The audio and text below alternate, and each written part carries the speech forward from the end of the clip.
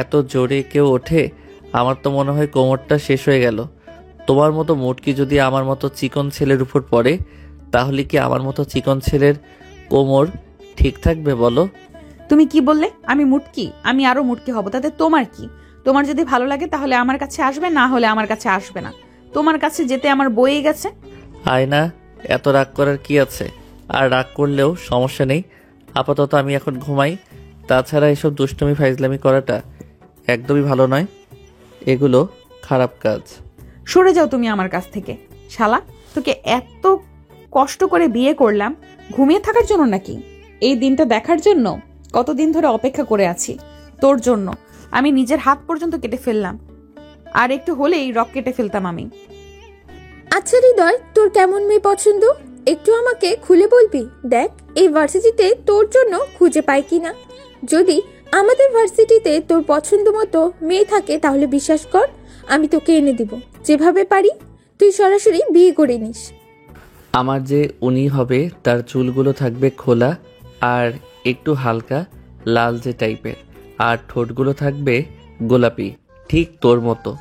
আর তার চোখে থাকবে কাজল, কোনো মেকআপ থাকবে না তার মুখে, এবং সে লাল শাড়ি পরে ভার্সিটিতে আসবে। আমি দু চোখ ভরে তাকে দেখব। আর এই তো।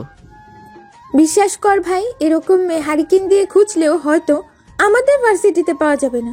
শুধু আমাদের ভার্সিটিতে না, এই ঢাকার কোনো ভার্সিটিতেই পাওয়া যাবে না তোর এমন পছন্দ করা মেয়ে। আপাতত তুই ক্লাসে যা, মেয়ের চিন্তা পরে ভাবিস। আরে নেহা কি বলছে তুই বুঝতে পারছিস না? মানে নেহা বলতে চাচ্ছে অন্য মেয়েদেরকে খোঁজার কি দরকার। নেহা বলছে চোখের সামনে প্লেট রাখা আছে, তুই চাইলে নিয়ে খেতে পারিস।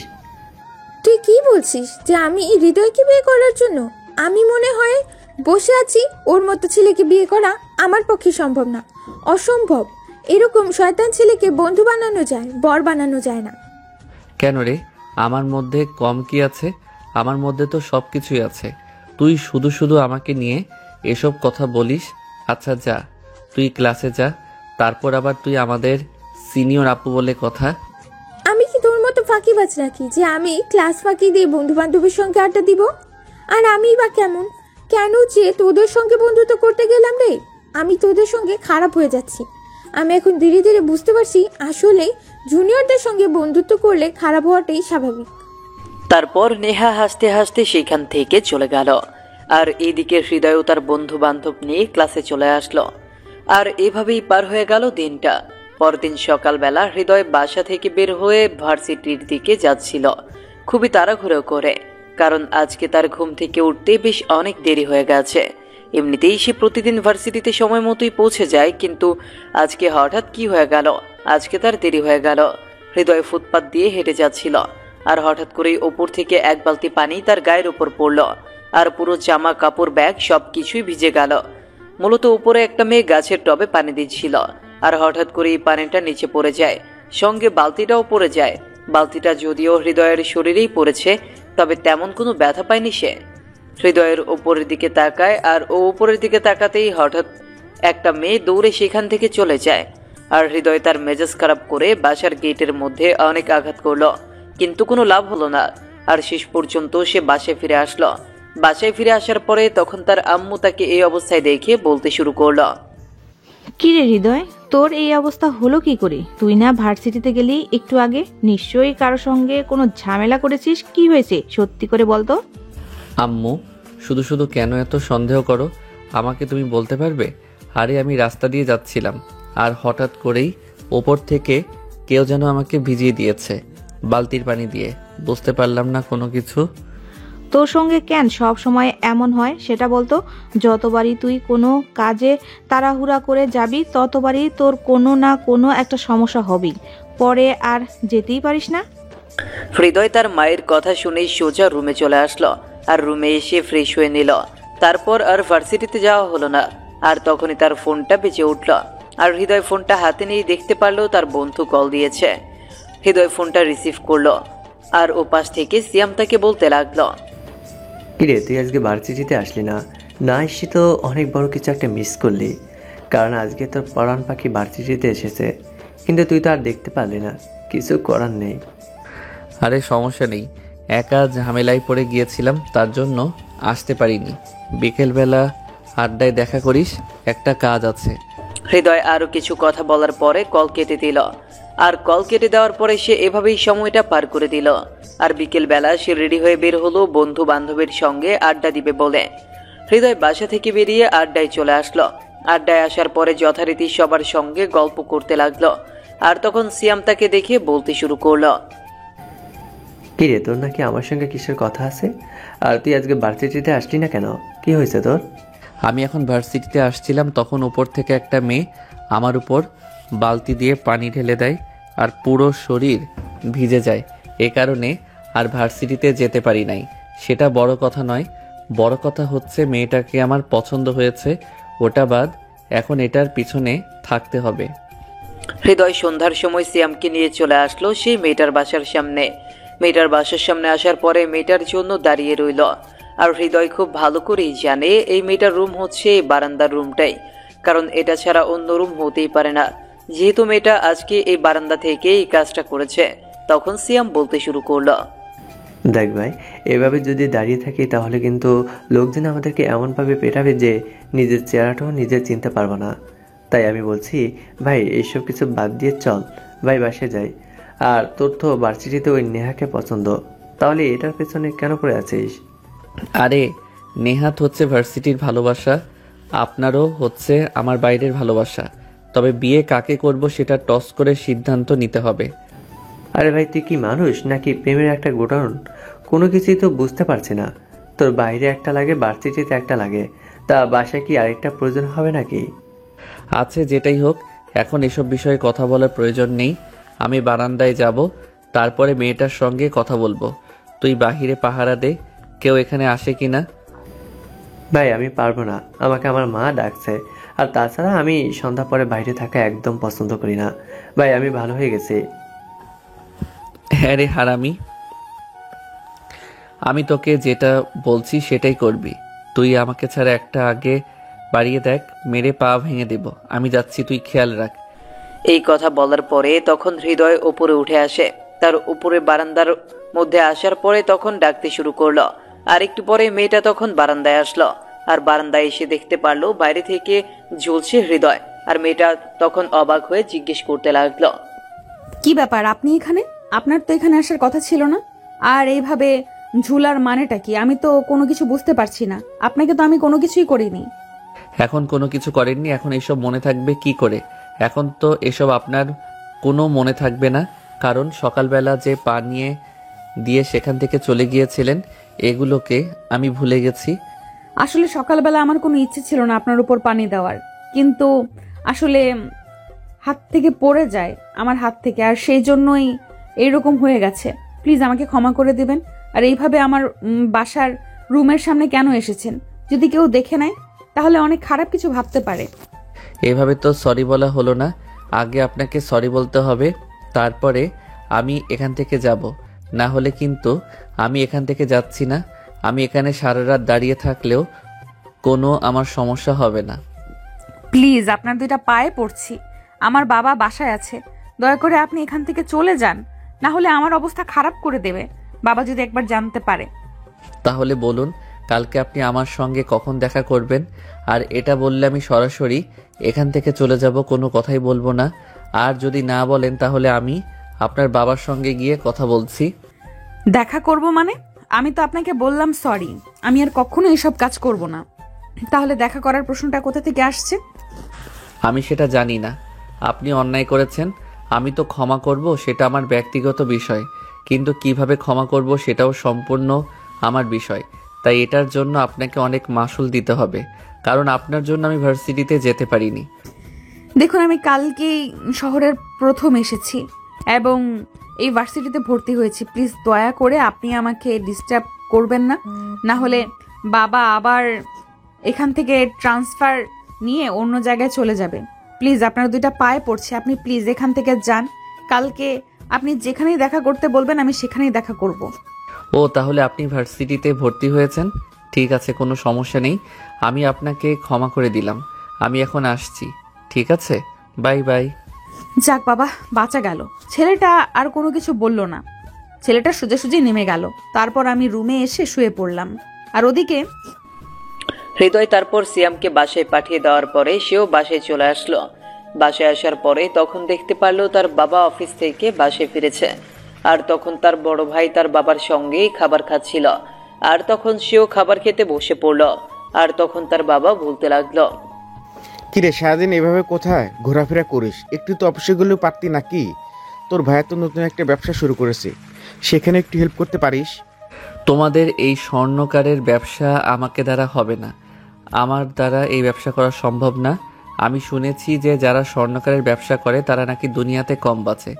আমি তো দুনিয়াতে অনেক বাঁচতে চাই, কত কিছু দেখার বাকি। বাবা, তোমার ছেলে এগুলো কি বলছে? সে কি এই ব্যবসা সম্পর্কে জানে? আর এটা আমাদের বংশগত ব্যবসা। তুই এগুলো কি বলতে পারিস? তোর সম্পর্কে আমার কিছু বলার নেই।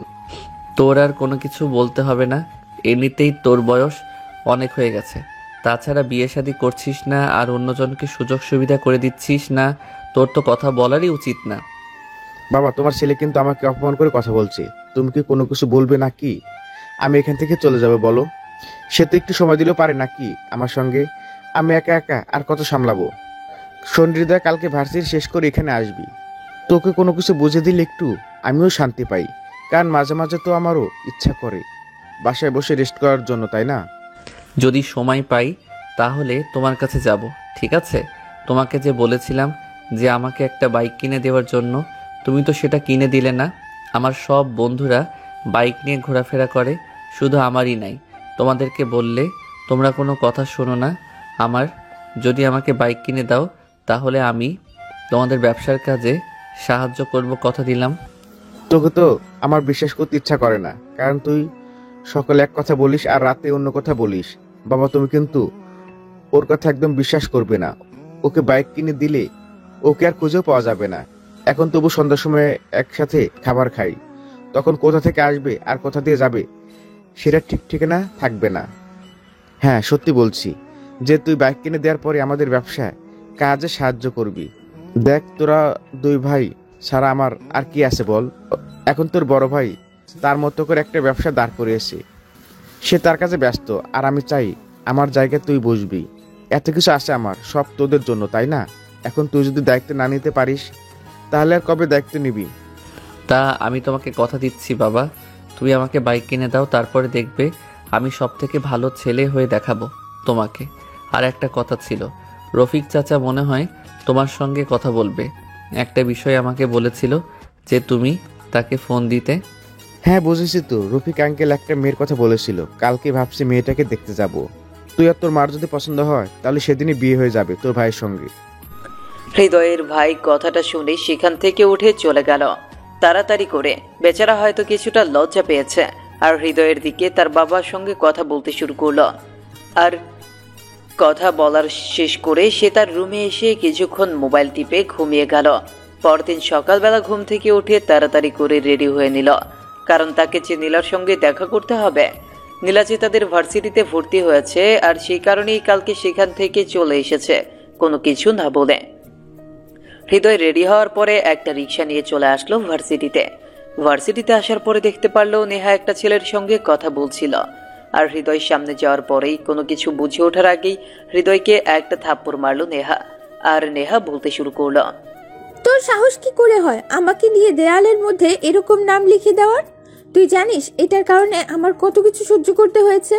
আমার বাবার যে পর্যন্ত আমার সঙ্গে চোখ তুলে কথা বলে নাই, কালকে আমাকে থাপ্পড় মেরেছে শুধুমাত্র তোর কারণে। কে বলেছিল দেয়ালে এগুলো লিখিয়ে রাখার জন্য? দেখো আমি আর কি ফ্রেন্ড, তাই বলে তুই আমার সঙ্গে এরকম ব্যবহার করতে পারিস? আর তাছাড়া আমি তো এগুলো লিখিনি, হয়তো কেউ মজা করে তোর সঙ্গে আমার সঙ্গে এরকম করেছে, তার জন্য তুই আমাকে দায় দিচ্ছিস কেন? কোনো কিছু বলতে হবে না, আসলে তোদের মতো ছেলেদেরকে আমার খুব ভালো করে চেনা হয়ে গেছে। আমাকে আর কোনো কিছু বোঝাতে আসিস না তুই। দেখ নেহা, তুই কিন্তু আমার থেকে সিনিয়র, সেটা ঠিক আছে, তাই বলে তোকে আমি এতটা সম্মান করব না যে তুই আমাকে অপমান করে যাবি আর আমি তোকে সম্মান করব। তাই বলছি, যেটা আমি করিনি সেটা আমি কখনো নিজের ঘাড়ে স্বীকার করব না। আমি সত্যি এটা করিনি, তুই আমাকে ভুল বুঝিস না। এটা হয়তো কেউ না বুঝে করে ফেলেছে, আমি বিষয়টা দেখব। থাক তুই, আর কথা বলিস না। তোর মুখ থেকে আমি একটা কথা শুনতে চাই না। তুই যা আমার চোখের সামনে থেকে, চলে যা। তোর মতো ছেলেদেরকে আমার খুব ভালো করেই জানা আছে। তোরা কি করতে পারিস আর না করতে পারিস সবকিছু আমার ভালো জানা আছে। তুই সবাইকে শিখিয়ে দিয়েছিস এগুলো লিখে দেওয়ার জন্য। আর যেন আমি মনে করি যে তোর সঙ্গে আমি প্রেম করি, তাই তো তুই আমাকে প্রেমের কথা বোঝাতে চাইছিস। দেখ, তোর মতো ছেলেদের সঙ্গে রিলেশন করা তো দূরে থাক, তোর মতো ছেলের সঙ্গে যে আমি বন্ধুত্ব করেছি এটাই তোর ভাগ্য। বুঝতে পেরেছিস? যা আমার চোখের সামনে থেকে, চলে যা। তোর জন্য আমার বাবা আমাকে কালকে কতগুলো কথা শুনিয়ে গেল। আসলেই ঠিক, তোর মতো ছোট লোকের কাছে বন্ধুত্ব করাটাই আমার সবচেয়ে বড় ভুল হয়ে গেছে। এই কথা বলার পরে তখন নেহা সেখান থেকে চলে গেল। আর এদিকে হৃদয় তখন হ্যাবলার মতো নেহার চলে যাওয়ার দিকে তাকিয়ে রইল। হৃদয়ের কোনো কিছু করার ছিল না, কারণ সে যে এখন অপরাধী হয়ে আছে নেহার সামনে, তাই নেহাকে কোনো কিছু বলতে পারবে না। আর হৃদয়ের কাছে কোনো প্রমাণ নেই এই বিষয়ে, তাই নেহার সামনে তার দোষ স্বীকার করা ছাড়া কোনো উপায় নেই। হৃদয় আর কোনো কথা না বলে সে তার বন্ধুদের কাছে চলে আসলো। সে তার বন্ধুদের কাছে আসার পরে বন্ধুদের সাথে চুপচাপ বসে রইল। আর যখন সিয়াম তাকে দেখে বলতে শুরু করলো, আমি খুব ভালো করে বুঝতে পারছি যে এই কাজটা কে করেছেন। এটা আর কেউ না, এটা নিলয় করেছে। নিলয় নেহাকে অনেক দিন ধরে পছন্দ করে, এটা তো তুই অনেক আগে থেকে জানিস। হ্যাঁ, আমি খুব ভালো করে বুঝতে পারছি যে নিলয় আমার নামে এরকম করেছে, যার জন্য নেহা আমার সঙ্গে খুবই খারাপ ব্যবহার করেছে। সত্যি বলতে আজকে আমার অনেক খুশি, খারাপ লাগছে। আমাকে কখনো এইভাবে কেউ কোনোদিন অপমান করেনি, এটাই আমার প্রথম অভিজ্ঞতা। সত্যি বলতে অনেক বেশি খারাপ লাগছে। শালাকে আমি ছাড়বো না, শালাকে এমন মাইট দিব যে বাকি জীবন হাসপাতালে পড়ে থাকবে। কি ব্যাপার? আমার নামে মনে হয় কথা হচ্ছে, এই ভুলটা কখনো করতে যাস না আমার সঙ্গে। কারণ আমাকে যদি একটা কথা বলিস, কখনো যদি এটা বোঝার চেষ্টা করেছি, তাহলে তোর অবস্থা কি হবে একবার বুঝতে পেরেছিস? তোরা ওই ভার্সিটিতে টিকতে পারবি না। সবেমাত্র ভার্সিটিতে এসেছিস আর এখন যদি ঝামেলায় পড়িস, তাহলে তো কোনো ভার্সিটিতে আর কখনো চান্স হবে না। আর পড়াশোনা তো এখানেই সমাপ্তি। খুব ভালো করে মনে রাখবি যে আমার বাবা এই ভার্সিটির সভাপতি। চাইলে আমি তোদের এখানে রাখতে পারি, আবার লাথি দিয়ে এখান থেকে তাড়িয়ে দিতে পারি। তার জন্য বলছি একটু সাবধানে চলাফেরা করবি। আর এটা তো শুধুমাত্র ট্রায়াল দিলাম। এরপর যদি কোনো কিছু করার চেষ্টা করিস, তাহলে এর থেকে অনেক বেশি খারাপ হবে। বিষয়টা মাথায় রাখবি। তুই এটা মনে করিস না যে তুই সভাপতির ছেলে বলে তোকে আমরা ছাড় দিয়ে কথা বলবো। সময় সুযোগের অপেক্ষায় থাকলাম। কখনো যদি এরকম সুযোগ আসে, তাহলে পিছনে বাস দিয়ে উপরে দিয়ে রাখবো। তখন বুঝতে পারবি আমরা কি জিনিস। এখন তোকে কোনো কিছু বলবো না, যা এখান থেকে। নীল এই কথাটা শোনার পরে যখন আর কোনো কথা না বলে সিয়ামকে একটা থাপ্পড় মারলো। সিয়ামকে একটা থাপ্পড় মারার পরে যখন হৃদয় উঠে নিলয়ের কলার ধরে ফেললো, আর নিলয়ের কলার ধরে ফেলার পরে তখন গেটের দিকে তাকিয়ে দেখতে পারলো নীলা তাদের দিকেই তাকিয়ে আছে। আর তখন তাড়াতাড়ি করে হৃদয় ছেড়ে দিল। ছেড়ে দেওয়ার পরে নীলাকে তার বুকে জড়িয়ে নিল, যেন নীলা কোনো কিছু বুঝতে না পারে। আর তখন নিলয় সেখান থেকে চলে যায় তার বন্ধু বান্ধব নিয়ে। আর তখন এদিকে নীলা দাঁড়িয়ে আছে। আর তখন হৃদয় নীলার কাছে চলে আসলো। নীলার কাছে আসার পরে তখন নীলা বলতে লাগলো, কি ব্যাপার? মনে হয় খুব ভালোই মারামারি করতে পারেন আপনি। তা আমাকে দেখি কি মারামারি করা বন্ধ করে দিলেন নাকি? না হলে তো আজকে এক রাউন্ড হয়েই যেত, তাই না? আরে দেখো, আমি কিন্তু একদম মারামারি করি না। আর এমনিতেই ছেলেটার সঙ্গে আমার বন্ধুত্ব অনেক দিনের, তার জন্য আর কি মজা করছিলাম। মজার ছেলে আর কি, ওর কলার ধরেছিলাম, এছাড়া আর বেশি কিছু না। ও আচ্ছা, অনার্স দ্বিতীয় বর্ষের ক্লাসরুমটা কোন দিকে? আমি আসলে বুঝতে পারছি না যে কোন দিকে, কারণ এত এত ক্লাসরুম আর কোথাও এসেছি, বুঝতে পারছেন? এতে বলার কি আছে, চলো আমি তোমাকে নিয়ে যাচ্ছি। আর এভাবে আমাকে আপনি করে বলছো কেন? আমি না তোমার জুনিয়র? তাহলে তুই করে বলতে পারো বা তুমি করে বলতে পারো, যেমন আমি তোমাকে তুমি করে বলছি। তখন নীলা আর কিছু বলল না। তখন নীলা কোনো কিছু না বলে নীলা চুপচাপ রইল। আর এদিকে হৃদয় দেখিয়ে দিল নীলার ক্লাসরুম কোন দিকে। আর তখন নীলা যাওয়ার সময় হৃদয়ের কাছাকাছি আসার পরে তখন বলতে লাগলো রাগী কণ্ঠে, নেক্সট টাইম যদি আমাকে তুমি করে বলিস, তাহলে মেরে পুরো তক্তা বানিয়ে দেব। তুই আমাকে চিনিস না, আমি কিন্তু ছেলেদেরকে খুব ভালো পেটাতে পারি। আমার অনেক আগে থেকেই অভ্যাস হয়েছে ছেলেদেরকে মারার। তার জন্য আর কখনো যদি মানুষের সামনে তুমি করে বলিস তাহলে তোকে এমন মাইর দিব আর কখনো উঠে দাঁড়াতে পারবি না। যা এখান থেকে, সম্মান দিয়ে কথা বলবি। আমি তোর থেকে সিনিয়র, বুঝতে হবে। এই কথা বলার পরে তখন নীলা ক্লাসরুমে চলে গেল। আর এদিকে হৃদয় হ্যাবলার মতো নীলার দিকে তাকিয়ে রইল। হৃদয়ের তো অনেক ভালো লাগছে, কারণ এরকম একটা রাগী মেয়ে তার এতদিন ধরে মনে মনে খুঁজেছিল। তবে অহংকারী যেন না হয়, এটাই হৃদয় চেয়েছিল। আর হৃদয়ের হয়তো স্বপ্ন পূরণ হওয়ার খুব কাছাকাছি চলে এসেছে।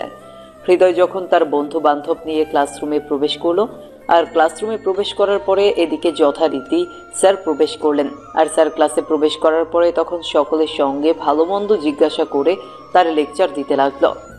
ক্লাসের মাঝামাঝি সময় তখন স্যার সবার উদ্দেশ্যে বলতে লাগলো, দেশের পরিস্থিতি খারাপ হওয়ার কারণে এতদিন তোমাদেরকে আমরা শিক্ষা সফরে নিয়ে যেতে পারি। প্রত্যেকবার ফার্স্ট ইয়ার এবং সেকেন্ড ইয়ারের ছেলেমেয়েদেরকে আমরা শিক্ষা সফরে নিয়ে যাই, কারণ দ্বিতীয় এবং চতুর্থ বর্ষে অনেক বেশি পড়াশোনার চাপ থাকে। তখন আসলে যাওয়াটা হয় না। আমরা যখন তোমাদের সময় ছিলাম তখন আমরা উড়িয়েছি, এবারও তার ব্যতিক্রম নয়। তবে আমরা সেখানে 3 দিন থাকবো। কলেজ থেকে 3 দিনের ছুটি পাস হয়েছে, তবে কোথায় যাওয়া যায় এগুলো এখনো সিদ্ধান্ত হয়নি।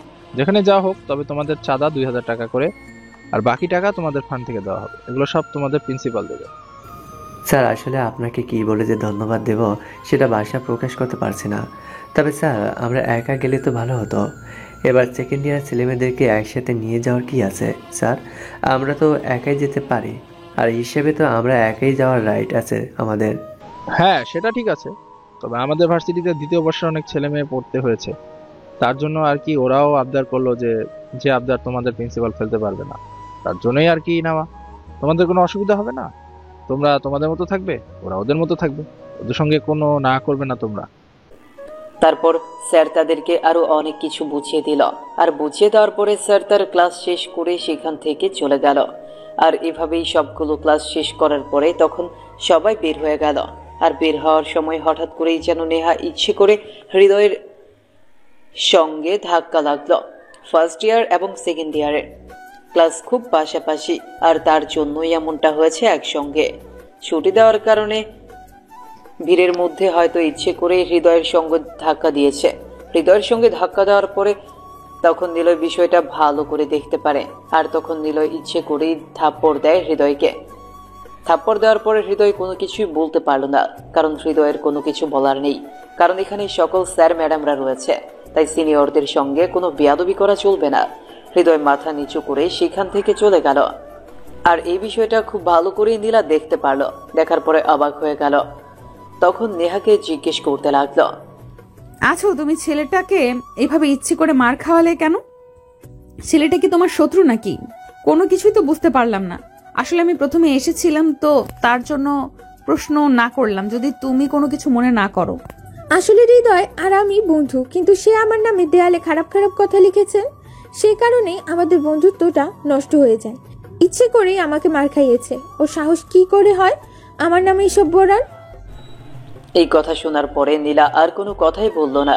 নীলা কোনো কথা ছাড়াই সেখান থেকে চলে গেল। আর এইদিকে নীলা তার গাড়িতে করে সোজা চলে আসলো তার বাসায়। আর ওইদিকে হৃদয় হাঁটতে হাঁটতে চলে আসলো তার বাবার কাছে। তার বাবার কাছে আসার পরে তখন তার বাবার কাছে কিছুটা সাহায্য করলো। আর তখন তার বাবা তাকে বলতে শুরু করলো, দেখছিস তুই আজকে আমাকে হেল্প করবি বলে কাজটা কত তাড়াতাড়ি শেষ হয়ে গেল না? এই হিসাব করতে করতে আমার রাত 10টা বাজতো আজকে। বাবা, প্রতিদিন আমার হেঁটে হেঁটে ভার্সিটিতে যেতে আমার একদম ভালো লাগে না, কারণ আমার বন্ধুদের সকলের বাইক আছে। তাছাড়া সবার সঙ্গে চলতে গেলে একটু না একটু ওদের মতো করে চলতে হয়, কারণ প্রতিদিন অপমান আসলেই ভালো লাগে না আমার। তুমি কি চাও সামান্য কারণে কেউ আমাকে অপমান করে কথা বলুক? আমি আর এগুলো নিতে পারছি না। দেখ, এটা ঠিক যে আমার টাকা পয়সা আছে, তোরা 2 ভাই কেন তোদের সন্তানরাও শেষ করতে পারবে না। তবে আমি তোদেরকে ছোটবেলা থেকে একটা শিক্ষা দিয়েছি যে সঞ্চয় করতে হয়। অভাব জিনিসটা তোদেরকে খুব ভালোভাবে বুঝিয়েছি।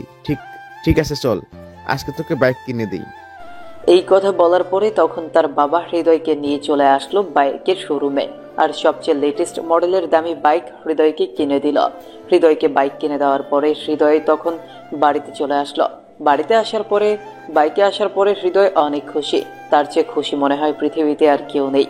বিকেলবেলা বাইক নিয়ে বন্ধুদের আড্ডায় চলে আসলো। আর আড্ডায় আসার পরে তখন সিয়াম দেখিয়ে বলতে শুরু করলো, তার মানে তুই আজকে আমাদেরকে ট্রিট দেবে, যাই কিছু বলিস না কেন। যদি আজকে ট্রিট না দিস তাহলে তোর বাইকের চাকা ফুটিয়ে দেব, এটা সত্যি কথা বলে দিলাম। হ্যাঁ, সেটা দেওয়া যাবে, আমি তো আর না করিনি। তবে এটা ঠিক, সে আজকে নীলাকে দেখতে ইচ্ছা করছে। নীলাকে যাওয়ার সময় আমি এক বিন্দু দেখতে পারিনি। আর কলেজ থেকে শিক্ষা সফরে যাবে, তবে আমি ভাবছি যে আমরা সেখানে যাব না, আমরা অন্য জায়গায় বাকি করে ঘুরতে যাব 2 দিন বা 3 দিনের জন্য, বুঝতে পারলি? অন্য কোথাও। তবে জল এখন নীলার সঙ্গে দেখা করে আসি। মেয়েটার সঙ্গে আমার দেখা হয়নি ইউনিভার্সিটি শেষে। দেখ ভাই, আমার ওখানে যেতে একদম ভালো লাগে না। তাছাড়া ওখানে বাসায় কুকুর আছে ভাই, একবার যদি কামড় দেয় তাহলে বিশ্বাস কর 10টা ইঞ্জেকশন একদম সাথে সাথে দেবে। ভাই মাপ চাই, তুই একাই যা, তোর নতুন বাইক আর তোর নতুন মানুষকে নিয়ে দেখে আয়। তাড়াতাড়ি আয়, না হলে কিন্তু তোর খবর আছে বলে দিলাম, তোরা সব ভুলে যাবি। তারপর সকলেই হৃদয়ের সঙ্গে চলে আসলো নীলার বাসার সামনে। আর নীলার বাসার সামনে আসার পরে হাওয়া দিতে শুরু করলো। আর নীলা তখন নিচের দিকে তাকিয়ে দেখতে পারলো হৃদয় দাঁড়িয়ে আছে বাইকের উপর। আর তখন নীলা হাতের ইশারায় জিজ্ঞেস করলো বাইকটা কার। আর তখন হৃদয় হাসি মুখে বলতে লাগলো এটা তার। আর নীলা তখন মুচকি হাসি দিয়ে সেখান থেকে রুমে চলে গেল। হৃদয় বারবার ফোন দিচ্ছে আর তখন কোনো কাজ হচ্ছে না, নীলাও বের হচ্ছে না। আর শেষ পর্যন্ত সেখানে আর অপেক্ষা না করে চলে গেল। আর ওইদিকে নীলা ভাবছে, ছেলেটা কি পাগল নাকি বুঝতে পারলাম না তো। আমি কথা বলছি না দেখে এসে আমার সামনে নতুন বাইক কিনে আমাকে পটানোর চেষ্টা করছে। আমি কি আসলে ওই রকম মেয়ে? কি চাই ও আমার কাছে? কি চায় ও আমার কাছে? আমাকে কি সব মেয়েদের মতন মনে করে? ফালতু কোথাকার, মেজাজটাই খারাপ করে দিল। হৃদয় বাসায় চলে আসলো। বাসায় আসার পরে সে সবার সঙ্গে রাতে খাওয়া দাওয়া করার পরে নীলার কথা ভাবতে ভাবতে কখন যে ঘুমিয়ে গেল সেটা তার মনে নেই। পরদিন সকালবেলা ঘুম থেকে উঠে যথারীতি রেডি হয়ে নিল, কারণ আজকে সন্ধ্যার দিকে সবাই পিকনিকের জন্য রেডি হবে। আর ঠিক সন্ধ্যা 7টায় বাস ভার্সিটির সামনে থেকে ছেড়ে যাবে। তাই হৃদয় তাড়াতাড়ি করে মার্কেটে চলে আসলো কিছু একটা কেনাকাটার জন্য। আর মার্কেটে আসার পরে দেখতে পারলো সেখানে আর কেউ না, নীলা তার মায়ের সঙ্গে মার্কেটে এসেছে। দেখে বেশ খানিকটা ভালো লাগলো হৃদয়ের। হৃদয় তখন নীলার পিছু নিতে শুরু করলো। আর নীলার পিছু নিয়ে বেশ অনেকটা সময় পার হয়ে গেল। আর এদিকে নীলাও খুব ভালো করে বুঝতে পারলো যে তার পেছনের হৃদয় রয়েছে। নীলার মেজাজ পুরো খারাপ হয়ে গেল। আর এদিকে সিয়াম হৃদয়কে কল দিল। আর কল দিয়ে তখন হৃদয়কে বলতে শুরু করলো, কিরে হৃদয়, তুই কোথায় আছিস? তোকে না আমি রাতে বলে রাখলাম মেসেজে যে একসঙ্গে মার্কেটে যাব, কিছু একটা কেনাকাটা করব। কক্সবাজারে যাচ্ছি আমরা, কোনো কিছু তো কিনবো না, এটা তো আর হয় না। যদিও টাকা নাই, কিন্তু তবুও তো কোনো কিছু কিনতে হবে, তাই না? তাহলে তাড়াতাড়ি করে 5 মিনিটের মধ্যে মার্কেটে চলে আয়। আমি এখনো কোনো কিছু কিনিনি, আপাতত নীলার পেছনে আছি, নীলার মার সঙ্গে আছি, তাই নীলার সঙ্গে কোনো কথা বলিনি, তাই পেছন পেছন ঘোরাফেরা করছি। তাড়াতাড়ি আয়। ভাই এরকম ঘোরাফেরা করলে কোন দিন যে তুই একা আর আমাদেরকে সহ মার খাওয়াবি সেটাই আমি চিন্তা ভাবনা করছি। ভাই এসব করা ছাড়, বাদ দে। আর মার্কেটের সামনে দাঁড়া, আমি এখনই আসছি, 5 মিনিট সময় লাগবে আমার, আমি খুব কাছাকাছি আছি। তখন সিয়াম কল কেটে দেয়। আর সিয়াম কল কেটে দেওয়ার পরে 5 মিনিটের মধ্যে সে মার্কেটের সামনে চলে আসলো। আর মার্কেটের সামনে চলে আসার পরে যথারীতি হৃদয়ের সঙ্গে দেখা করে দুজন মিলে মার্কেট করে সিয়াম নীলার পেছনে ঘুরতে দিল না আর হৃদয়কে। আর হৃদয় সবকিছু কেনাকাটার পরে তার বাসায় চলে আসলো। আর বাসায় আসার পরে সবকিছু গোছাতে শুরু করে দিল। আর এইভাবেই বেশ অনেকটা সময় পার হয়ে গেল। সন্ধ্যার সময় তার মাকে হৃদয় বলতে শুরু করলো, আম্মু, তুমি একদম আমাকে নিয়ে কোনো চিন্তা করবে না, আমি খুবই ভালোভাবে যাব এবং আসব। আর তুমি ঠিকমতো খাবার খেও আর নিজের যত্ন নিও, বুঝতে পেরেছ? ওখানে গেলে হয়তো তেমন একটা কথা বলতে পারবো না, বুঝতে পারছো? এখানে আমরা এনজয় করতে যাচ্ছি, ঘুরতে যাচ্ছি, তাই হয়তো তেমন একটা কথা বলতে পারবে না, তবে চেষ্টা করব। আর আমি ভালো মতোই যাব, আমাকে নিয়ে তো টেনশন করবে না। আমি তো তোকে খুব ভালো করে চিনি, তুই কেমন, তাই ওখানে গিয়ে কোনো রকম ওকারেস করবি না। যদি আমার কানে আসে তাহলে কিন্তু তোর বাসায় আসার আর প্রয়োজন নেই, ওখানেই থাকবে। আর কোনো সমস্যা হলে অবশ্যই তোদের স্যারকে জানাবি বা অথবা তোদের বাবাকে জানাবি। তখন হৃদয় তার মায়ের সঙ্গে কথা বলা শেষ করে চলে আসলো ভার্সিটির সামনে। ভার্সিটির সামনে চলে আসার পরে দেখতে পারলো সেখানে নেহা এবং নীলা দুজনে মিলেই গল্প করছে, আর এদিকে হৃদয় তার বন্ধু বান্ধবের সঙ্গে কথা বলছে। আর তখনই স্যার সবাইকে বাসে উঠতে বলল, আর সবাইকে বাসে ওঠার পরে নীলা আর নেহা দুজনে একসঙ্গে বসেছে। এদিকে নেহা তখন নীলাকে বলতে শুরু করলো, নীলা, তুমি কিন্তু একদম ওই ছেলেগুলোর সাথে মেশার চেষ্টা করবে না, কারণ ওরা একদম খারাপ। আমি আগে ওদের সঙ্গে চলতাম, কিন্তু ওদের চরিত্র তেমন একটা ভালো নয়, বিশেষ করে ওই হৃদয়ের কথা না বললেই নয়। হৃদয় কিন্তু আমাকে পছন্দ করতো, আর এখন হয়তো তোমার পিছনে পড়ে আছে। ভুলেও কিন্তু এই কাজ কখনোই করবে না। ওখানে গিয়ে তোমাকে অনেকভাবে ইমপ্রেস করার চেষ্টা করবে। তাই আগে থেকেই বলছি, সাবধান হয়ে যাও, ছেলেরা একদমই খারাপ। হ্যাঁ, আমি খুব ভালো করেই জানি। তাছাড়া আমার পেছনে বেশ অনেক দিন ঘোরাফেরা করছেন। যতদিন ধরে ভার্সিটিতে আছি ততদিন থেকেই সে আমার পেছন পেছন ঘোরাফেরা করছেন। আসলে একদিন আমি ভুল করে ছাদ থেকে নিচে পানি ফেলে দিয়েছিলাম, আর পানিটা গিয়ে লাগে তার শরীরে, আর সেদিন আমাকে দেখতে পারে, আর সেদিন থেকেই আমার পেছনে পড়ে আছেন। অনেক ফালতু একটা ছেলে। এইদিকে প্রত্যেকটা কথা হৃদয় খুব ভালো করে শুনতে লাগলো। হৃদয়ের মেজাজ পুরো খারাপ হয়ে যায় নেহার এসব কথাবার্তা শুনে। নেহা যতগুলো কথা বলেছে ততগুলো সবকিছুই মিথ্যা। হৃদয়ের কোনো কথা সহ্য হচ্ছে না, আর হৃদয় গিয়ে কোনো ঝামেলা করলো না, কারণ এমনিতেই একটা জায়গায় যাচ্ছে আনন্দ করার জন্য। তার মধ্যে যদি ওর সঙ্গে ঝামেলা হয় তাহলে খুবই বিশৃঙ্খলা সৃষ্টি হবে। তাই হৃদয় আর ঝামেলা না বাড়িয়ে পেছনে এসে তার বন্ধুর সঙ্গে গল্প করতে ব্যস্ত হয়ে গেল। আর এভাবেই বেশ অনেকটা সময় পার হয়ে গেল। বাস তার আপন গতিতে চলতে শুরু করলো। আর এদিকে নেহা নীলার কাছ থেকে উঠে অন্য একটা জায়গায় গিয়ে বসে পড়ল। মূলত তার বান্ধবী, তার বেস্ট ফ্রেন্ড বলে কথা। আর এদিকে নেহা ওইদিকে যাওয়ার পরে হৃদয় কিছুটা এগিয়ে এসে নীলার কাছে বসে পড়ে। নীলার কাছে বসে পড়ার পরে তখন নীলা হৃদয়কে বলতে শুরু করলো, কি ব্যাপার, তুই এখানে কেন এসেছিস? যা এখান থেকে। তুই আমার জুনিয়র এর মতো থাকবি। তুই কেন সিনিয়রদের পাশে এসে বসে আছিস? এখনই যাবে এখান থেকে, নাকি আমি স্যারকে ডাকবো? স্যারকে ডাকলে কিন্তু অবস্থা তোর খারাপ করে দেবে। তাই আমি কোনো ঝামেলা চাচ্ছি না।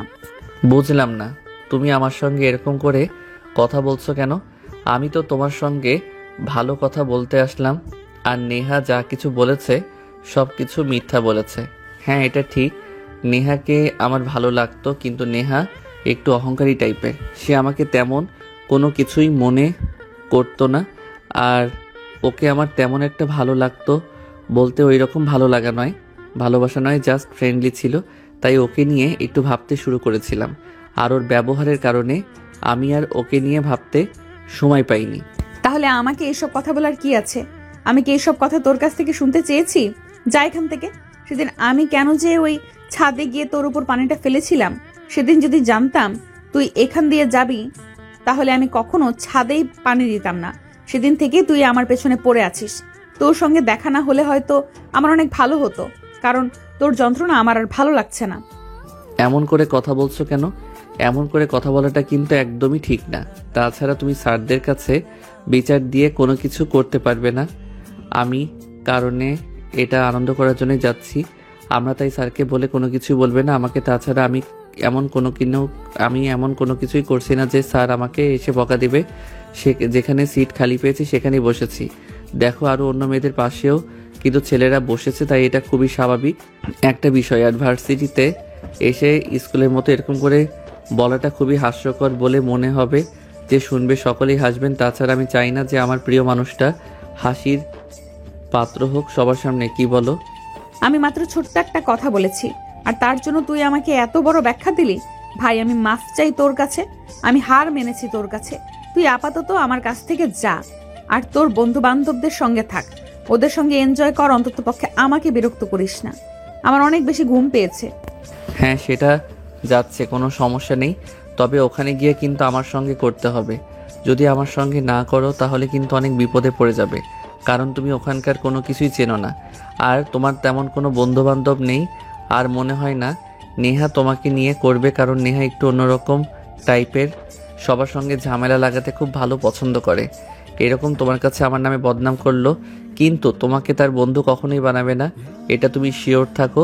ও তোমার কখনো উপকার করবে না অপকার ছাড়া। এই কথা বলার পরে তখন হৃদয় নীলার কাছ থেকে উঠে চলে আসলো। আর ওইদিকে নীলা কিছুটা তুচ্ছ কথা ভেবে উড়িয়ে দিল, আর সে তার মতো করে ঘুমিয়ে গেল। ফজরের সময় বাস তার গন্তব্যে এসে পৌঁছলো, আর সকলেই হোটেলে পৌঁছলো।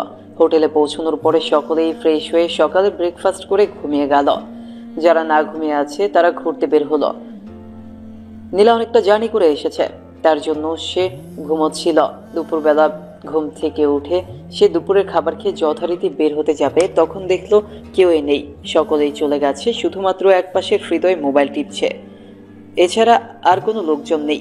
বাধ্য হয়ে নীলা হৃদয়ের কাছে চলে আসলো, আর হৃদয়ের কাছে আসার পরে জিজ্ঞেস করতে শুরু করলো নীলা, কি ব্যাপার, সকালে কোথায় গিয়েছে সেটা কি জানিস? আমি তো বলেছিলাম নেহাকে আমাকে ডেকে দেওয়ার জন্য, একসাথে ঘুরতে যাব বলে। সবাই আমাকে রেখে চলে গেল, তুই যাসনি কেন? তুই এখানে বসে আছিস কেন? কি হয়েছে? আমার তেমন কোনো কিছুই হয়নি, আমার ভালো লাগছে না তাই আমি যাইনি। আর তুমি তো আমার সঙ্গে যাবে না, এটা আমি খুব ভালো করেই জানি। তাহলে তুমি একাই চলে যাও, আমাকে নিয়ে এতটা টেনশন না করলেও হবে তোমার। আমি তোকে নিয়ে শুধু শুধু টেনশন করতে যাব কেন? আজব ক্যারেক্টার মাইরি। আমি জাস্ট তোকে জিজ্ঞেস করছি, সবাই চলে গেল, তুই কেন যাসনি? আর এটা আমার দায়িত্বের মধ্যেই পড়ে। তাছাড়া তুই আমার যেহেতু জুনিয়র, তাই এটা আমার দায়িত্ব। তোর কোনো সমস্যা হলো কিনা? এই কথা শেষ করার পরে নীলা তার মতো করেই চলে গেল একা একা ঘোরাফেরা করার জন্য। আর এদিকে হৃদয় কিছুটা মন খারাপ করে সেখানেই বসে রইল। নীলা একা একা হাঁটতে হাঁটতে কোনো কিছু না চেনার কারণে অন্য একটা জায়গায় চলে আসলো। জঙ্গলের ভেতর দিয়ে সে ভেবেছিল ওখানে একটা ছোট্ট গ্রাম রয়েছে। গ্রাম ঠিকই রয়েছে, কিন্তু সেই গ্রামের রাস্তায় না গিয়ে অন্য রাস্তায় চলে গেল। আর এই দিকে হৃদয়ের একা একা বসে থাকতে ভালো লাগছে না। হৃদয় নীলার পিছু নিবে বলে ভেবে নিল, আর যেভাবে সেই কাজ। জঙ্গল পার হয়ে নীলাকে খোঁজাখুঁজি করছে হৃদয়, কিন্তু কোথাও খুঁজে পাচ্ছে না। হৃদয়ের অনেক ভয় হতে শুরু করলো। নীলার নাম্বারে কল দিতে শুরু করলো, কিন্তু নেটওয়ার্ক না থাকায় কোনো কল যাচ্ছে না। আর এদিকে নীলা এমন একটা জায়গায় চলে এসেছে যেখানে নেশাগ্রস্ত ছেলেরা আড্ডা দিয়ে থাকে। আর ছেলেগুলোর সামনে নীলা পড়ে গেল। আর নীলাকে ঘিরে সকল ছেলেরা দাঁড়িয়ে উল্টাপাল্টা কথা বলছে। কথাগুলো ছিল এমন, কিরে সেক্সি, তুই এখানে একা একা চলে এসেছিস, ভালোই হলো। আমাদের কোনো কিছু একটা প্রয়োজন ছিল, আর আমাদের প্রয়োজন মিটাবি এখন।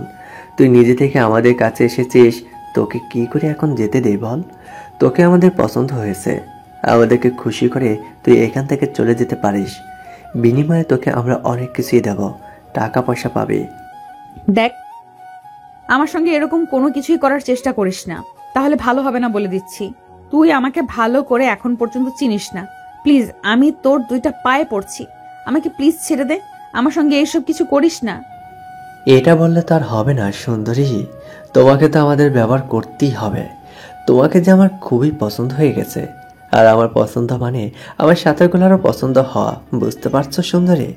তোমাকে যে এখন আমরা নষ্ট করব, তাও আবার এই দিন দুপুরে। কেউ আমাদের কোনো কিছু করতে পারবে না। পুলিশের নাকে ডগা দিয়ে আমরা বের হয়ে চলে আসবো। ছেলেগুলো তখন নীলার দিকে এগিয়ে যেতে শুরু করলো। আর এগিয়ে যেতে যেতে ছেলেগুলো নীলা যখনই ওড়না ধরে টান দিবে, তখনই এদিকে হৃদয় চলে আসে। হৃদয় এসে ছেলেটার বুক বরাবর একটা লাথি দিল। আর লাথি দেওয়ার পরে ছেলেটা দূরে গিয়ে পড়ে গেল। আর সঙ্গে সঙ্গে সাথের ছেলেগুলো হৃদয়ের দিকে আসা শুরু করলো মারার জন্য। আর এদিকে নীলা মনে হয় তার প্রাণ ফিরে পেয়েছে এমন একটা অবস্থা। আর হৃদয় হাতের সামনে পড়ে থাকা একটা লাঠি দিয়ে ওদেরকে মারতে শুরু করলো। আর মারতে মারতে ওদেরকে আধমরা করে ফেললো। তারপর ওদেরকে হৃদয় বলতে শুরু করলো, একটা ওড়নার দাম 250 টাকা হলেও এটা যখন একটা মেয়ে পড়ে থাকে তখন এটার দাম কখনো নির্ধারণ করা যায় না। তোদের ফ্যামিলি হয়তো তাদেরকে এটা শেখায়নি, তবে আজকে আমি শিখিয়ে দিয়ে গেলাম। নেক্সট টাইম কখনো কোনো মেয়ের দিকে এরকম হাত বাড়ানোর চেষ্টা করবি না, কথাটা ভালো করে মনে রাখবি। তারপর হৃদয়ের সামনে এগিয়ে যেতে শুরু করলো। আর এদিকে নীলা তার পেছনে পেছনে আসতে শুরু করলো। নীলা হৃদয়ের সঙ্গে কথা বলার চেষ্টা করছে, কিন্তু হৃদয় নীলার কোনো কথাই শুনতে চাচ্ছে না। কারণ হৃদয় খুব ভালো করেই বলেছিল নীলাকে যে তার সাথে ঘুরতে যাওয়ার জন্য, কিন্তু নীলা সে ইচ্ছে করেই তার সঙ্গে যায়নি। তার জন্যই হৃদয় বেশ খানিকটা অভিমান করে আসছে নীলার ওপর।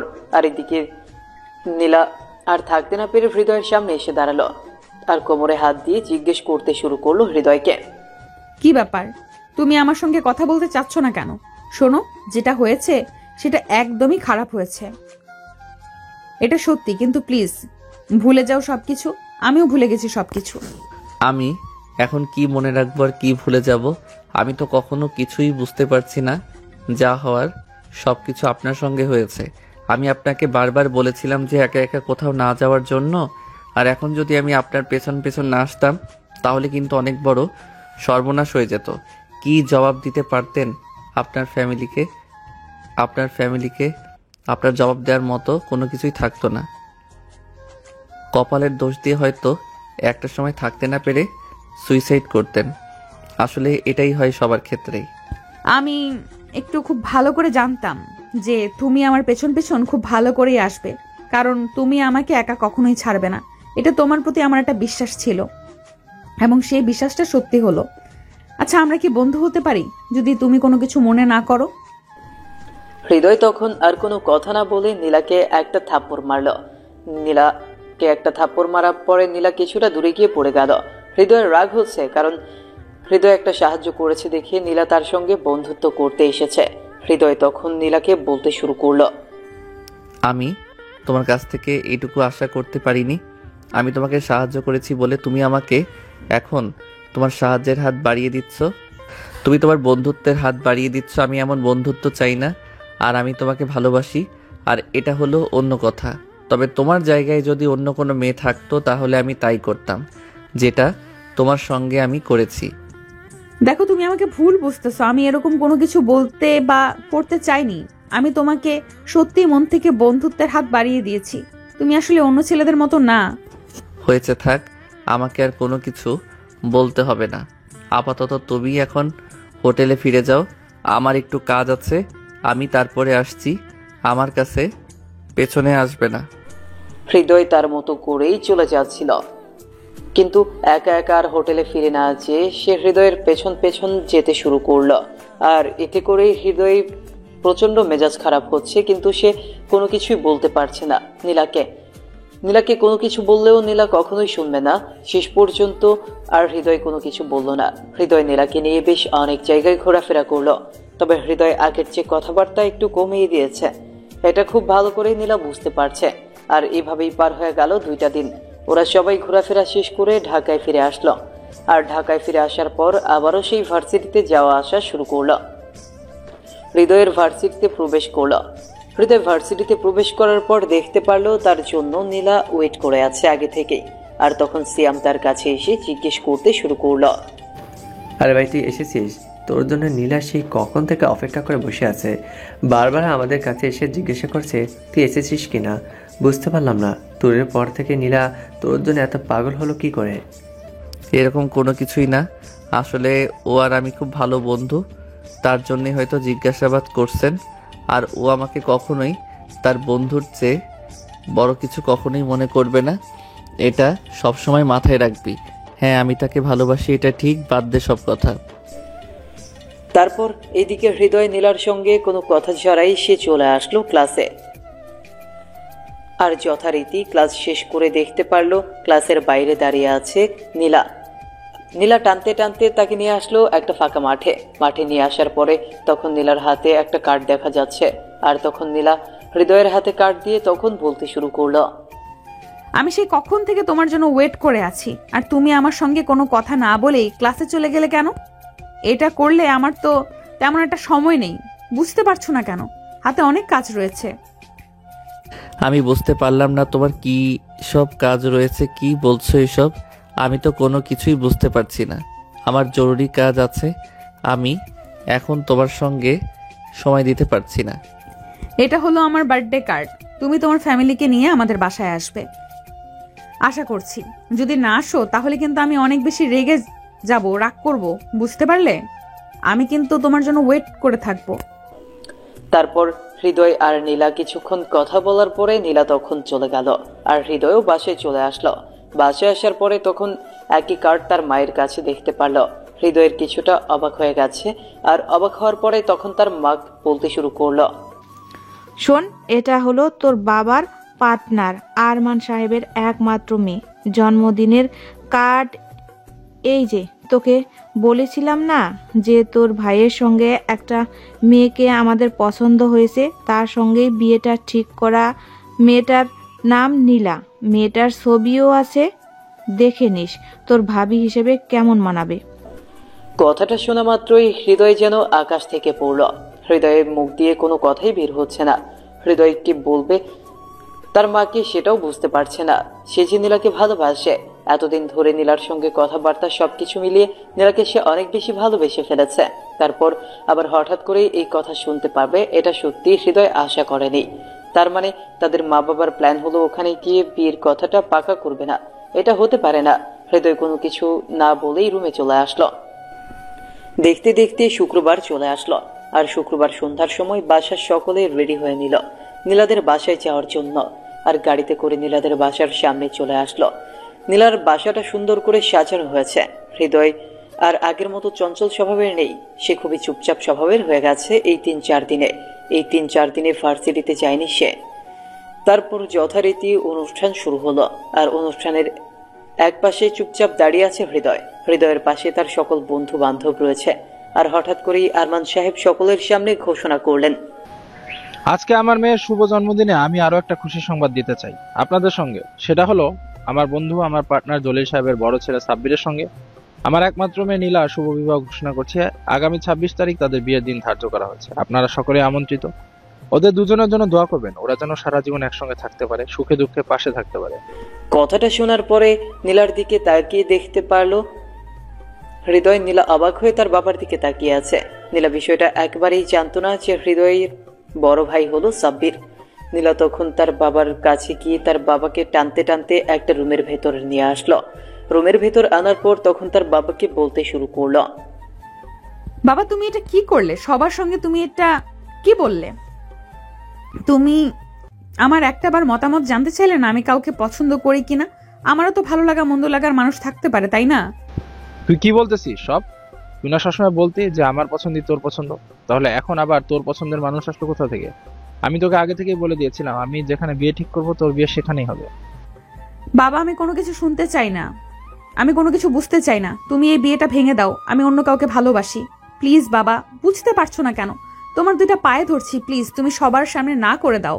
তুই খুব ভালো করে জানিস যে আরমান শিকদার যখন কাউকে কোনো কথা বলে সে কথা আর ফেরত নেয় না। আমি সবার সামনে গিয়ে বলতে পারবো না যে তোর বিয়ে হবে না, আমি যেটা বলেছি সেটাই হবে। এই কথা বলার পরে আরমান শিকদার সেখান থেকে চলে গেলেন। আর সেখান থেকে চলে যাওয়ার পরে নীলা কান্নায় ভেঙে পড়ল। আর এদিকে হৃদয় তখন বাসা থেকে বেরিয়ে সোজা চলে আসলো তার বাসায়। বাসায় আসার পরে দরজা বন্ধ করে কান্না করে দিল। আর তখনই তার মোবাইলটা বেজে উঠল। আর তখন মোবাইলটা বের করে দেখতে পারলো নীলা কল দিয়েছে। আর সঙ্গে সঙ্গে নীলার কলটা রিসিভ করলো। আর রিসিভ করার পরে উপাস থেকে নীলার হৃদয়কে বলতে শুরু করলো, দেখো হৃদয়, আমি সরাসরি কথা বলতে পছন্দ করি। সেটা হলো আমি তোমাকে সত্যিই অনেক বেশি ভালোবেসে ফেলেছি। আমি তোমার বড় ভাইকে বিয়ে করতে পারবো না। তুমি কোনো কিছু একটা করো প্লিজ। আমার কোনো কিছুই ভালো লাগছে না, না হলে কিন্তু আমি কোনো কিছু একটা করে ফেলবো, সত্যি বলছি। দেখো নীলা, আমি আমার ফ্যামিলির উপর কোনো কথা বলতে পারবো না। আর তাছাড়া তোমার বাবা আমাকে কখনোই মেনে নেবে না। তাছাড়া আমি এখনও বেকার। আর ভাইয়া তার নিজের ব্যবসা দাঁড় করিয়ে সব কিছুই নিজে নিজে করেছেন। ওর পড়াশোনা শেষ হয়েছে। আরও তোমার যোগ্য, আমি তোমার যোগ্য নই। হ্যাঁ, ভালোবাসা অন্যরকম, আর বিয়ের সাবজেক্টটা হলো অন্যরকম। প্লিজ তুমি আমাকে ভুল বোঝো না, ক্ষমা করে দিও আমাকে। এসব কথা কি বলছো তুমি? আমি তো কখনো নিজ থেকে তোমাকে ভালোবাসতে চাইনি। তুমি নিজেই আমাকে ভালোবেসে থাকো। এখন আমি যখন ভালোবাসতে চাইলাম তখন তুমি আমাকে অন্যজনের কাছে তুলে দিচ্ছ। তারপর আবার সে তোমারই বড় ভাই। তুমি কি করে পারবে আমার চোখের সামনে থাকতে? তুমি কি করে পারবে আমাকে অন্যের পাশে দেখতে? নীলা প্লিজ আমাকে এসব কিছু বলো না। আমার এসব কোনো কিছুই ভালো লাগছে না। আর তুমি তোমার মতো থাকো, আমি আমার মতো থাকবো। আর তাছাড়া আমি নেহাকে পছন্দ করি, তোমাকে ভালোবাসি না। আমি আগেই বিয়ে করব, তুমি তোমার লাইফ সুন্দর করে সাজাও, এটাই আমার কথা। এই কথা শোনার পরে নীলা কান্নাই ভেঙে পড়ল। আর এইদিকে হৃদয় সেও কান্না শুরু করে দিল। হৃদয় নীলাকে তার নিজের থেকে অনেক বেশি ভালোবাসে, কিন্তু সে কি করে বলবে তার বড় ভাইকে বিয়েটা না করার জন্য? সে তো এটা কখনোই বলতে পারবে না। এদিকে নীলাকে তার বাবা বাসা থেকে বের হতে নিষেধ করেছে যতদিন পর্যন্ত বিয়ে না হয়। নীলাও হৃদয়ের সঙ্গে কোনো যোগাযোগ করতে পারছে না, কিভাবেই বা করবে। আর এদিকে সাব্বির মনে মনে নীলাকে ভালোবেসে ফেলেছে। নীলার প্রথম দেখায় তার এতটা ভালো লেগেছে যা বলে প্রকাশ করার মতো না। ধীরে ধীরে এভাবেই কয়েকটা দিন পার হতে শুরু করলো। হৃদয়ের আগের মতো হাসে না, আগের মতো বন্ধু বান্ধবের সঙ্গে আড্ডা দেয় না। আর এদিকে ভার্সিটিতে যায় না বলে তার সকল বন্ধু বান্ধব আজকে এসেছে তার সঙ্গে বাসায় দেখা করার জন্য। আর এদিকে হৃদয়ের আম্মু সিয়ামকে বলতে শুরু করলো, সিয়াম বাবা, দেখ তো হৃদয়ে কদিন ধরে কেমন যেন হয়ে গেছে। আগের মতো আড্ডা দেয় না, ভার্সিটিতে যায় না, ঠিক মতো খাবার খায় না, সারাক্ষণ দরজা বন্ধ করে বসে থাকে। আমি বুঝতে পারছি না তা কি হয়েছে। সে কি কাউকে ভালোবাসে? সত্যি করে বলতো সিয়াম। আসলে আন্টি, আপনাকে কি করে বলবো সেটা বুঝতে পারছি না। তবে আপনার বিষয়টা জানার প্রয়োজন। আপনি না জানলে আসলে অনেক বড় সমস্যা হয়ে যাবে। কথাটা হলো, নীলা আর হৃদয় একই ভার্সিটিতে পড়াশোনা করে, এটা তো আপনি ভালো করেই জানেন। কিন্তু কথাটা হচ্ছে, ওরা দুজন দুজনকে ভালোবাসে। প্রথমে হৃদয় নীলাকে প্রপোজ করেছিল, কিন্তু প্রথমে নীলা রাজি হয়নি। তারপর একটা সময় দেখা যায় নীলাও রাজি হয়ে যায়। হৃদয়ের প্রেমে কিন্তু তখনই আর কি সাব্বির ভাইয়ের আগমন, আর তখনই বিয়ের কথা ঘোষণা করলো। কিন্তু প্রথমে নীলা রাজি হয়নি। তারপর একটা সময় দেখা যায় নীলাও রাজি হয়ে যায় হৃদয়ের প্রেমে, কিন্তু তখনই আর কি সাব্বির ভাইয়ের আগমন, আর তখনই বিয়ের কথা ঘোষণা করে নীলার বাবা। আর সবকিছু শুরু হওয়ার আগেই শেষ হয়ে গেল। আর এখন দুজনই কষ্ট পাচ্ছে। কি বলছিস সিয়াম এগুলো তুই? আমাকে আগে বলিসনি কেন? তাহলে তো আমি এই বিষয়টা রাজি হতাম না। শুধু শুধু কেন এসব লুকিয়ে হৃদয় কষ্ট পাচ্ছে, আর ওদিকে নীলাও কষ্ট পাচ্ছে। আমি তো এরকম বিয়ে চাই না, যেখানে দুজনের মধ্যে ভালোবাসা থাকবে না, মায়া থাকবে না। সেখানে সে কিনা অন্যর জন্য চিন্তা করবে। মা, আমি বলি কি তুমি বিয়েটা হৃদয়ের সাথে দিয়ে দাও। দরকার হলে আমি নীলার বাবার সাথে কথা বলবো। আমার ভাই কম কিসের? এইদিকে নীলা হৃদয়কে না পেয়ে সুইসাইড করার চেষ্টা করেছে। সে তার নিজের হাত কেটে ফেলেছে, আর হাত থেকে অনেক বেশি রক্ত পড়ছে। ওইদিকে নীলার মা নীলাকে খাবার দিতে এসে দেখতে পারলো এই অবস্থা। তারপর তাড়াতাড়ি করে হাসপাতালে নিয়ে আসা হলো। অনেক রক্ত বেরিয়ে গেছে, আর এদিকে তাড়াতাড়ি করে তাকে অপারেশন থিয়েটারে নিয়ে গেল। আর অনেক রক্ত বেরিয়ে গেছে, তার জন্য রক্ত প্রয়োজন। হাসপাতালে যে রক্ত আছে সেই রক্ত প্রায় 10 দিন পুরনো। সেই রক্ত দেওয়া যাবে না, ডাক্তার বলেছে রক্তের জোগাড় করতে। আর এদিকে হৃদয়ের কাছে খবরটা আসে। হৃদয়ের ব্লাড গ্রুপ নীলার ব্লাড গ্রুপ একই, তাই হৃদয় ছুটে যায় নীলার কাছে। আর হাসপাতালে গিয়ে এক ব্যাগ রক্ত দিল। আর তখন বাহিরে এসে হৃদয় এবং তার পুরো পরিবার অপেক্ষা করছে। আর এদিকে আরমান সাহেবের কাছে চলে আসলো সাব্বির, হৃদয়ের বড় ভাই। আর তখন আরমান সাহেবকে বলতে শুরু করলো, আসলে আঙ্কেল, আপনাকে কি করে কথাটা বলি, সেটা হলো নীলা আর হৃদয় যেহেতু দুজন দুজনকে ভালোবাসে, তাহলে এখানে আমি থেকে কি করব বলুন? ওরা দুজন দুজনকে ভালোবাসে, আপনি আর আমত করবেন না, আপনি রাজি হয়ে যান আর ওদের বিয়ে দিয়ে দেন। লোকজন বলার কি প্রয়োজন? মোটামুটি বলতে গেলে আমার চেহারা আর হৃদয়ের চেহারা প্রায় একই। লোকজন কোনো কিছু বুঝতে পারবে না, বিয়ে দিন। আর তাছাড়া আপনার সম্মান ঠিক থাকলো, আর ওদের ভালোবাসার পূর্ণতা পেল। আপনি আর রাগ করে থাকবেন না প্লিজ। ঠিক আছে, তুই আর সাব্বির যেহেতু এই কথা বলছিস, তাহলে আমার আর কোনো আপত্তি নেই বিয়ে দিতে। প্রায় কিছুক্ষণ পরেই ডাক্তার বেরিয়ে আসলো। আর ডাক্তার বেরিয়ে আসার পরে তখন সকলেই কাছে গেল। আর হৃদয় সামনে গিয়ে জিজ্ঞেস করতে লাগলো, ডাক্তার সাহেব, এখন নীলার কি অবস্থা? নীলা সুস্থ হয়ে যাবে তো? নীলা আর কোনো কিছু হবে না তো? ডাক্তার সাহেব প্লিজ বলুন। তারপরেই কিছুক্ষণ পরে নীলাকে কেবিনে দেওয়া হলো। নীলাকে কেবিনে দেওয়ার পরে হৃদয় গিয়ে প্রবেশ করলো। আর কেউ গেল না, সকলে নিজেরা কথা বলছে। আর 1.5 ঘন্টা পরে নীলার জ্ঞান ফেরার পরে নীলা হৃদয়কে দেখার পরে শক্ত করে জড়িয়ে ধরলো আর কান্না করে দিল। আর এদিকে হৃদয় তাকে বলতে লাগলো, আর কান্না করতে হবে না, সকলেই মেনে নিয়েছে। আর সেদিনই আমাদের বিয়ে হবে। আর মাত্র 2 দিন বাকি আছে। এই 2 দিনে সুস্থ হয়ে নাও, তারপরে দেখবে বাসায় নিয়ে যাওয়ার পরে আপনাকে কি অবস্থা করি। সব কিছুর প্রতিশোধ দিব আমি। তুমি থাকলে আমার আর কোনো কিছুই প্রয়োজন নেই। তুমি হলে আমার চলবে। সত্যি বলছি, ভীষণ ভীষণ বেশি ভালোবাসি তোমাকে। তোমাকে ছাড়া আমি বাঁচতে পারবো না, তাই তো নিজেকে শেষ করে দিয়ে দিতে চেয়েছিলাম। আর কখনো এরকম পাগলামি করবে না, কারণ তোমাকে যে আমি আমার নিজের জীবনের চেয়ে অনেক বেশি ভালোবাসি নীলা। প্লিজ আর কখনো এরকম করবে না, আমাকে কথা দাও। নীলা তখন আরো শক্ত করে হৃদয়কে জড়িয়ে ধরল। আর এভাবেই পার হয়ে গেল 2টা দিন। আর যথারীতি তাদের বিয়েটাও হয়ে গেল।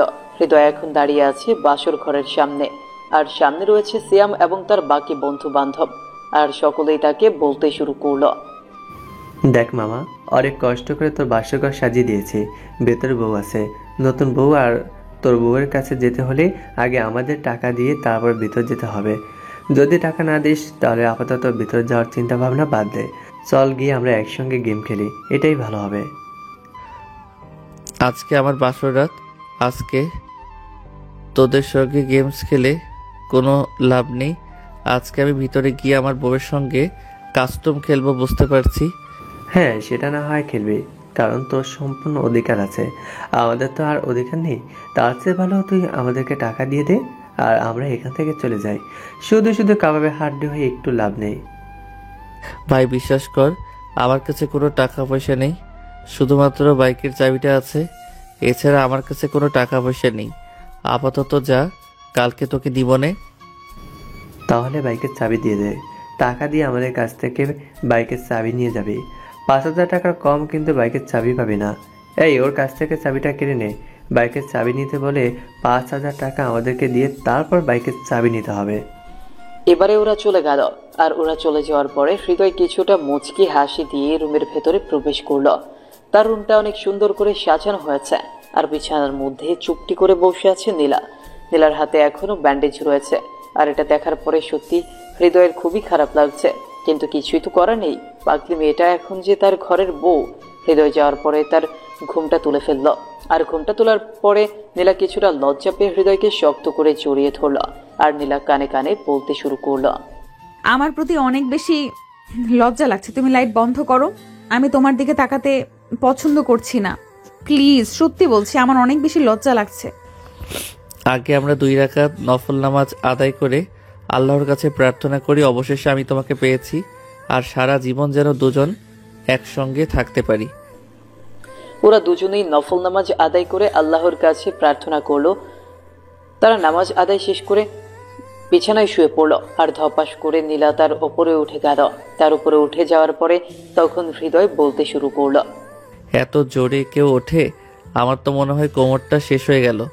তোমার মতো মুটকি যদি আমার মতো চিকন ছেলের উপর পড়ে, তাহলে কি আমার মতো চিকন ছেলের কোমর ঠিক থাকবে বলো? তুমি কি বললে? আমি মুটকি? আমি আরো মুটকি হব, তাতে তোমার কি? তোমার যদি ভালো লাগে তাহলে আমার কাছে আসবে, না হলে আমার কাছে আসবে না। তোমার কাছে যেতে আমার বয়ে গেছে। আয়না, এত রাগ করার কি আছে? আর রাগ করলেও সমস্যা নেই, আপাতত আমি এখন ঘুমাই। তাছাড়া এসব দুষ্টুমি ফাইজলামি করাটা একদমই ভালো নয়, এগুলো খারাপ কাজ। সরে যাও তুমি আমার কাছ থেকে। শালা, তোকে এত কষ্ট করে বিয়ে করলাম ঘুমিয়ে থাকার জন্য নাকি? এই দিনটা দেখার জন্য কতদিন ধরে অপেক্ষা করে আছি তোর জন্য। আমি নিজের হাত পর্যন্ত কেটে ফেললাম, আর একটু হলেই রক কেটে ফেলতাম আমি। নীলা এই কথা বলার পরে তখন হৃদয়ের ঠোঁট জোড়া দখল করে নিল। আর এভাবেই না হয় দুজনের হারিয়ে যাক অজানা গল্পে। গল্পটা কেমন লাগলো অবশ্যই কমেন্ট করে জানাবেন। আর এরকম নিত্য নতুন গল্প পেতে আমাদের চ্যানেলটি এখনই সাবস্ক্রাইব করে পাশে থাকবেন।